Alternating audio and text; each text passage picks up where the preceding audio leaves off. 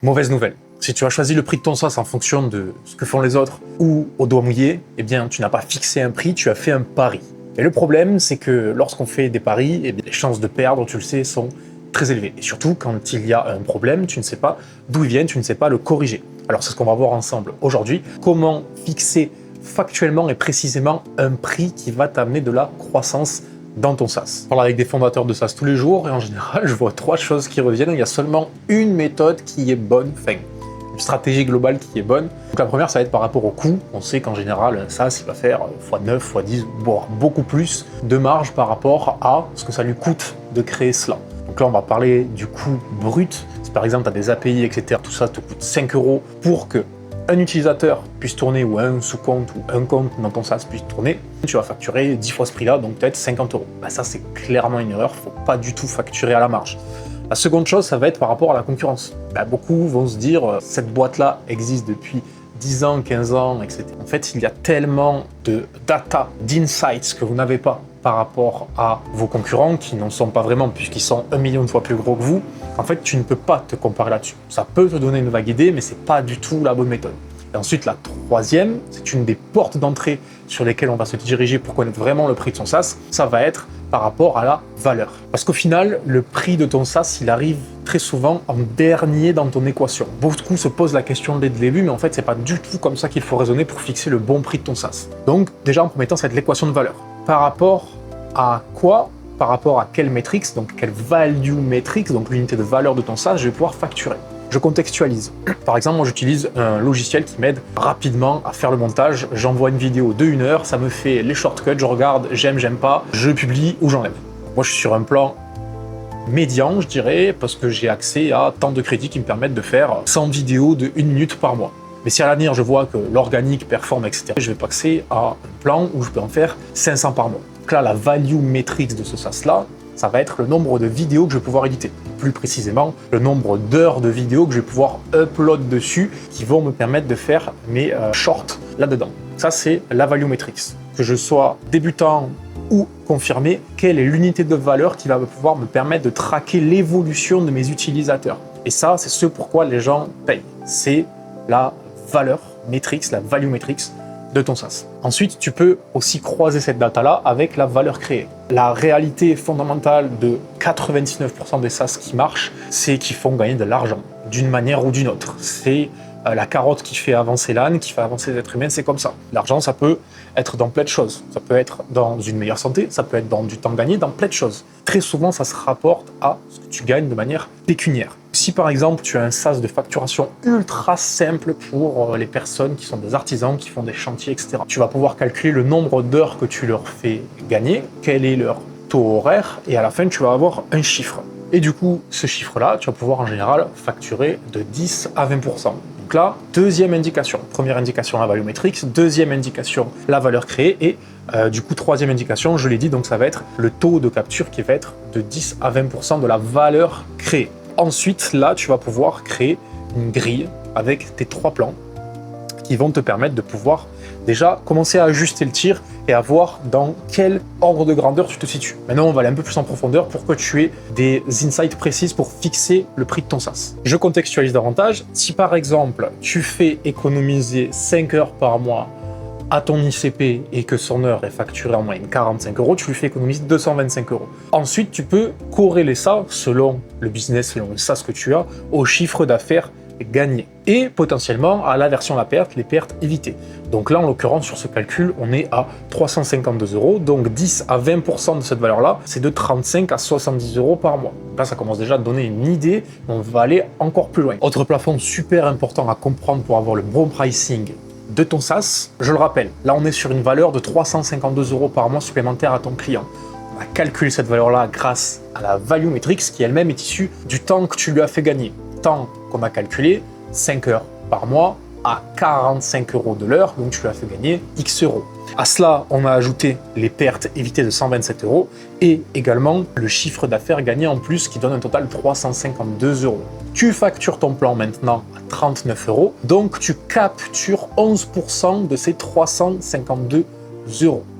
Il faut comprendre que si le plafond de ta capture de valeur est en dessous de 10%, eh bien, tu sous-vends ton produit. tu le sous-évalues. Donc il va falloir augmenter tes prix. Et c'est maintenant que le fait d'avoir plusieurs plans dans ton SaaS va prendre tout son sens. Puisque tu as identifié par exemple que la value metrics ici pour un SaaS de facturation, ça va être au nombre de sièges, au nombre d'utilisateurs, potentiellement au nombre de devis, que tu vas pouvoir aussi comprendre pourquoi tu dois mettre tel ou tel prix sur les plans supérieurs de ton SaaS. Puisque là où la valeur est identifiée est corrélée avec le nombre d'utilisateurs, le nombre de sièges, le nombre de tokens, peu importe. Et vu que l'utilisation est croissante en fonction des utilisateurs, eh bien là tu vas pouvoir doubler, tripler, quadrupler ton prix, etc. C'est exactement comme ça que ça fonctionne. Puisque tu as deux plans qui vont capturer exactement la même valeur créée, mais tout simplement en multipliant ta value metrics. Et ça va dans la suite logique de la croissance d'une entreprise. Ensuite, il faut comprendre que cognitivement, l'être humain va avoir tendance à comparer. Donc avoir un seul plan sur un ICP, sur un segment de marché qui n'est pas extrêmement éduqué, eh bien c'est très dur. À part si tu vas chercher de l'expansion, si tu vas chercher à avoir un MRR net plus élevé, mais ça c'est un autre sujet. Donc il y a plusieurs grilles de lecture pour un être humain joué. Donc tu vas avoir une grille plate, donc solo 29 €, pro 39 et équipe 59 €. Donc le gap de valeur créée entre ces plans est respectivement de x1,3 entre 29 et 39 € et x1,5 entre 39 et 59 €. Donc je le rappelle pour la grille plate. Ensuite, tu vas avoir la grille étagée. Le solo, lui, va commencer à 39, le pro à 79, avec le petit tag recommandé qui va bien, et les équipes à 149. Donc là, tu as un gap de 2 puis de 1,9, donc le ratio de valeur créée.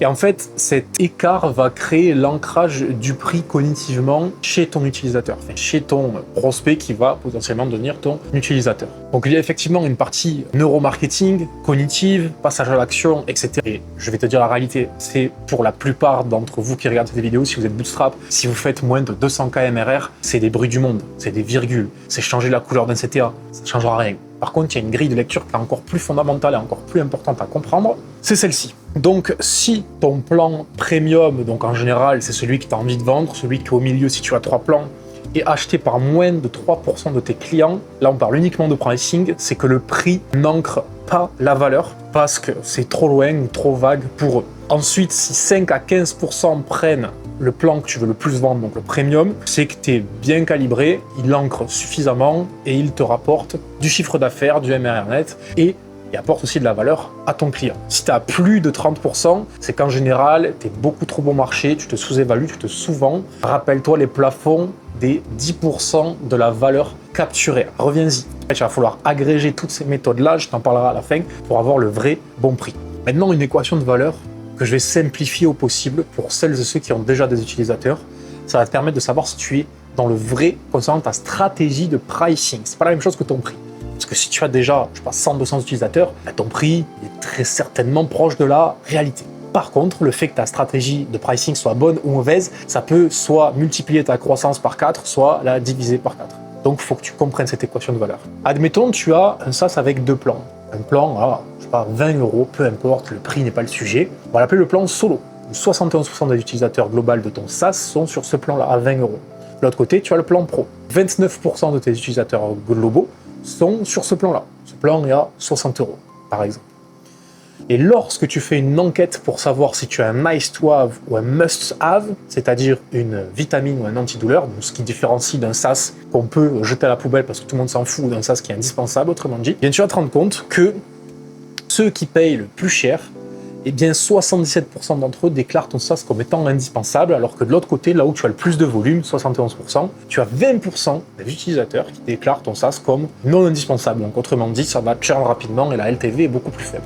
Donc, autrement dit, le plus simple que tu puisses faire, c'est selon tes coûts et selon tes mathématiques derrière. En fait, ce plan-là, si tu vois qu'il n'y a pas d'upsell particulièrement sur le plan pro et que ça te coûte trop cher, tu le dégages.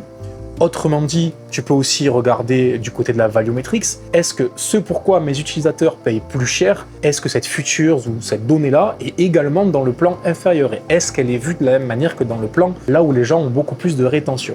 Tu peux te poser plein de questions. Mais par contre, quand tu résous cette équation-là, en gros, comment est-ce que je fais pour que mes plans solo, mes utilisateurs des plans solo aient autant de rétention et voient autant mon produit comme étant indispensable que ceux qui sont dans le plan pro? Il faut que tu résous cette équation-là, que tu réponds à cette question-là mais là, très mathématiquement, tu augmentes ta LTV, tu vas peut-être même pouvoir réduire ton CAC parce que tu vas mieux cibler ton segment de marché et ce pourquoi ils sont là. Et bref, un cercle vertueux qui peut littéralement faire du x4, x5 au bout de plusieurs mois sur ton MRR. Donc tu veux comprendre, le prix et la stratégie de pricing, c'est des choses étroitement liées. Il faut avoir des grilles de lecture par rapport à ton product design, par rapport à ton activation, par rapport à ton onboarding, par rapport au segment de marché que tu cherches, plein de questions.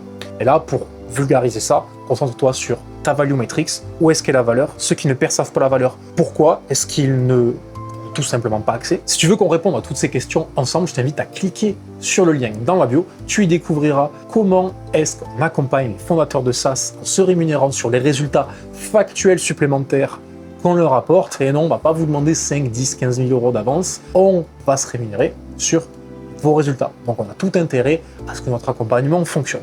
Mais avant tout, ce bilan, ce rendez-vous, il sert à répondre aux questions que tu te poses, à savoir où tu bloques, identifier tes goulets d'étranglement et obtenir les clés qui vont te permettre d'aller chercher plus de croissance. Si ça t'intéresse, regarde la vidéo et prends rendez-vous, c'est dans la bio. Maintenant, tu es certainement dans le cas où tu te dis, je dois peut-être augmenter, peut-être baisser mes prix, mais de combien? Est-ce que je vais gagner quelque chose? Est-ce que je vais perdre quelque chose à faire ça? Pareil, pour driver cela et prendre des décisions très factuelles et pas des décisions émotionnelles, tu as une équation simple. Tu pourras la recalquer sur tes idées à toi.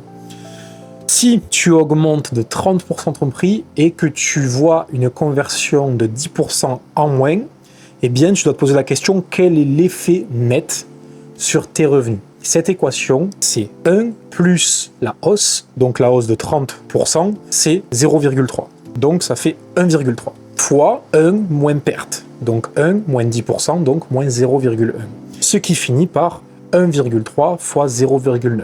Donc tu as un effet net sur tes revenus de plus 17%. Là où ça devient dangereux, là où tu vas perdre de l'argent, et c'est là où tu vas aller taper ton plafond sur ta stratégie de pricing. Si par exemple, tu as augmenté ton prix de 30%, mais que par contre, tu as 23% de conversion en moins, donc c'est exactement le même calcul qu'au-dessus, eh bien tu vas arriver à 1. Donc ça annule. Tu n'as pas de croissance, tu n'as rien, et même à terme, ça peut devenir dangereux. Donc à partir de quel moment c'est dangereux cette équation-là? L'équation c'est toujours la même. À partir du moment où elle est égale à 1, ça veut dire que tu n'as pas de croissance. Donc tu augmentes tes prix, mais ce n'est pas forcément un mauvais signe. Pourquoi? Parce que si tu augmentes tes prix mais que tu as moins de conversion sur un plan où la LTV est plus faible, eh bien tu pivotes d'une certaine manière par ta stratégie de pricing sur un nouveau segment de marché qui lui a une LTV beaucoup plus longue. Donc tu vas rentrer moins de gens qui vont rester plus longtemps, tu vas potentiellement pouvoir upsell, donc avoir un MRR net plus élevé et une meilleure expansion. Donc c'est pas forcément un mauvais signe. Mais pour rester très simple, le calcul c'est exactement le même. Donc admettons que tu augmentes tes prix de 30% mais que tu as 23% de conversion en moins, eh bien ce calcul est égal à 1, donc tu n'as pas de croissance. Le calcul précédent était égal à 1,17. Donc 17% de croissance supplémentaire. Donc tu l'as compris, le sujet du prix, ce n'est pas au doigt mouillé. Certainement pas. Si tu veux qu'on regarde tout ça ensemble, n'hésite pas, tu peux prendre rendez-vous en dessous et découvrir comment fonctionne GoMRR.